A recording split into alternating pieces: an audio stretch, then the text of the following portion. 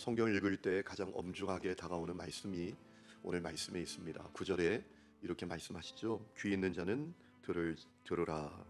귀 있는 자는 들으라. 이 말씀이 참 엄중한 말씀이에요. 복음서에만 나오는 말씀이죠. 요한계시록에도 비슷한 말씀이 나오죠. 성령이 교회들에게 하시는 말씀을 들을지어다. 소아시아 7교회의 말씀을 주실 때 주님께서 그렇게 말씀하셨죠.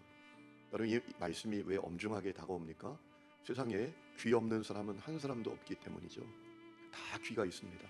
그러니 누구든지 다 분명히 들어야 한다라는 아주 주님의 중요하고 엄중한 뜻이 담겨 있는 그런 말씀이기 때문에 이 말씀이 엄중하게 다가옵니다. 그러면 주님께서 엄중하게 하신 말씀이 뭡니까?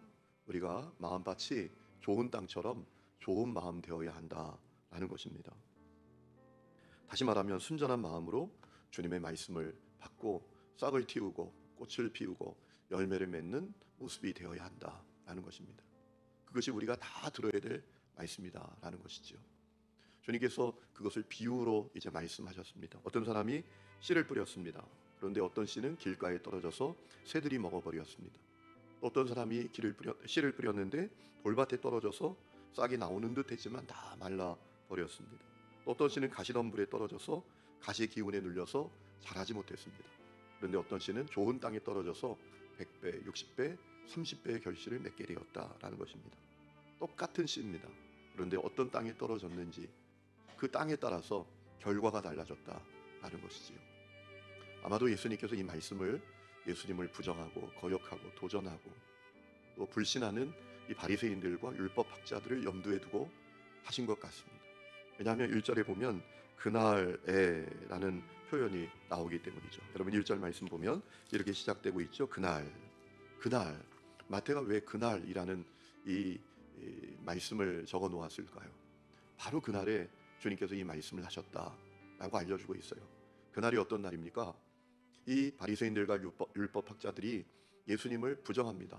예수님을 하나님의 아들로 인정하지 않습니다. 그래서 도전하면서 뭐라고 말하죠? 표적을 보여라. 우리에게 기적을 한번 나타내라. 그때 예수님께서 하신 말씀이 나는 요나의 표적밖에 보여줄 표적이 없다. 십자가의 고난과 또 부활에 대한 표적을 보이겠다라고 말씀하시지 않았습니까? 그러니까 주님께서 이 모여든 사람들이 바리새인과 율법학자들처럼 좋지 못한 마음밭이 되지 않도록 이 말씀을 하셨다라고 우리가 생각해 볼 수가 있는 겁니다. 여러분, 오늘 말씀을 보면서 중요한 질문 앞에 우리는 서야 합니다. 오늘 나는 어떤 마음밭을 갖고 있는가라는 겁니다. 이게 내 말씀이 되어야 되죠. 자, 바리새인과 율법학자들은 좋지 못한 마음밭을 갖고 있었습니다. 그들은 예수님이 말씀하셔도 부정합니다. 또 불신합니다. 중요한 것은 나는 어떤 마음밭을 갖고 있느냐라는 것이죠. 그러나 예수님께서는 제자들에게, 모여든 사람들에게 이 문제 있는 마음밭의 상태를 그대로 알려주셨습니다. 19절에 보면 길가와 같은 상태는 말씀을 듣고 깨닫지 못해서 악한 영에게 빼앗기는 상태다라고 하셨습니다. 20절 이하에 보면 돌밭과 같은 상태는 말씀을 기쁨으로 받기는 하지만 환난과 박해가 오면 넘어지는 사람이다라고 했어요. 또 22절에 보면 가시덤불과 같은 상태는 세상 염려와 걱정 또 돈에 대한 욕심 때문에 열매 맺지 못하는 상태를 라고 말씀하셨습니다. 여러분, 그런데 가장 심각한 상태는 따로 있습니다. 구제불능의 상태입니다. 그들이 누구죠? 이 바리새인과 율법학자들이에요. 그들은 길가밭도 안 됩니다. 돌짝밭 정도도 안 됩니다. 그들은 구제불능의 밭입니다. 그럼 오늘 말씀을 보면 제자들이 예수님께 그런 질문을 드리지 않습니까? 주님, 왜 이런 비유를 말씀하십니까? 왜 이렇게 비유로 말씀하시지요? 라고 여쭙습니다. 그러자 예수님께서 가장 심각한 상태에 대해서 알려주셨습니다. 그것이 바리새인과 율법학자들의 상태였죠. 보아도 보지 못하고 들어도 듣지 못하는 상태. 13절에 내가 그들에게 비유로 말하는 것은 그들이 보아도 보지 못하며 들어도 듣지 못하며 깨닫지 못함이니라. 여러분, 아니 지금 잘 못 듣는 사람, 못 깨닫는 사람에게 비유로 얘기하면 더 못 듣는 거 아닙니까? 이게 도대체 무슨 얘기하는 거야? 직접 얘기하셔야지 바로 알죠. 이 말씀의 의미는 뭡니까? 저 바리새인과 율법학자들은 지금 구제불능의 상태다. 그러니 지금 내게 모여든 사람들, 주님께 수많은 사람들이 모여들지 않았습니까? 그들이라도 잘 알아듣도록 내가 비유로 이 얘기를 한 것이다 라고 말씀하신 거예요. 여러분, 이 바리새인과 율법학자들은 참 안타까운 인물들입니다. 그들은 구제불능의 밭을 갖고 있습니다. 저도 사역을 하면서 때때로 그 칼빈의 이중 예정론이 믿어질 때가 있어요. 여러분, 칼빈이 이중 예정론을 이야기하잖아요. 하나님께서 구원받을 사람, 구원받지 못할 사람 다 정해놨다라는 것이죠.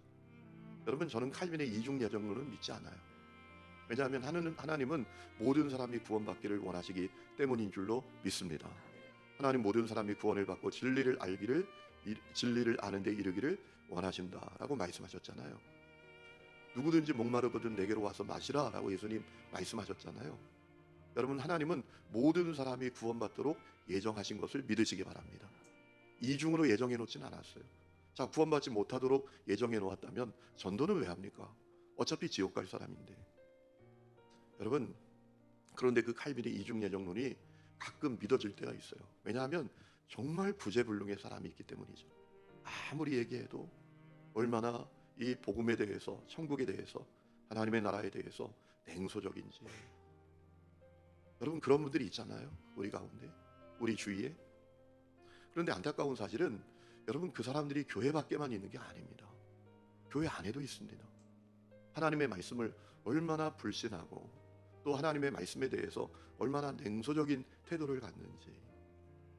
여러분, 제가 우리 교회에 와서 이제 2월 25일이 지나서 16년째 사역을 하고 있는데 제가 어느 날 그런 생각이 들더라고요. 아니, 16년 전이나 지금이나 하나도 안 변한 분들이 있어요. 똑같아. 하나님의 말씀을 향한 태도, 또 주님을 갈망하는 태도 하나도 달라지지 않았어. 어떻게 하나님의 말씀에 대해서 그렇게 냉소적인지, 또 신뢰하지 않는지, 반응하지 않는지. 여러분, 우리가 때때로 믿음의 길을 걸으면서 구제불능의 상태가 있는 사람들을 보게 됩니다. 다행히도 오늘 새벽에 오신 분들은 적어도 구제불능의 상태는 아닌 분들입니다. 여러분, 그렇게 믿으시죠? 네, 그래서 나왔잖아요. 이게 뭐 저절로 나와진 겁니까? 주님께서 우리를 사랑하사 우리가 그래도 하나님을 갈망하는 마음이 있으니까 깨워서 이 자리에 불러주신 것 아니겠습니까? 여러분, 그러니 좋은 마음의 상태를 가지시기를 축원합니다. 여러분, 오죽하면 예수님이 저 바리새인과 율법학자들은 구제불능의 상태다. 저들은 들어도 듣지 못하고 뭐 정말 구제불능의 상태다. 그러니 내게 이 모여든 사람들 이들이라도 잘 알아듣도록 내가 이 비유를 이야기한 거다. 여러분, 이 주님의 마음을 우리가 좀 생각해 봐야 합니다. 얼마나 우리가 주님의 마음을 좀 알기를 원하셨는지 그 주님의 그 마음을 우리가 헤아려야 합니다. 그래서 좋은 밭 되어야 할 줄로 믿습니다. 여러분, 씨는 문제가 없습니다. 하나님의 말씀은 생명의 말씀이에요. 그 말씀은 전혀 문제가 없습니다. 그런데 우리가 어떤 마음밭을 갖고 있는가에 따라서 열매가 달라지고 결과가 달라진다라는 것이지요. 좋은 마음밭 되어서 승리하는 믿음의 길을 걸어갈 수 있기를 주의 이름으로 축원합니다.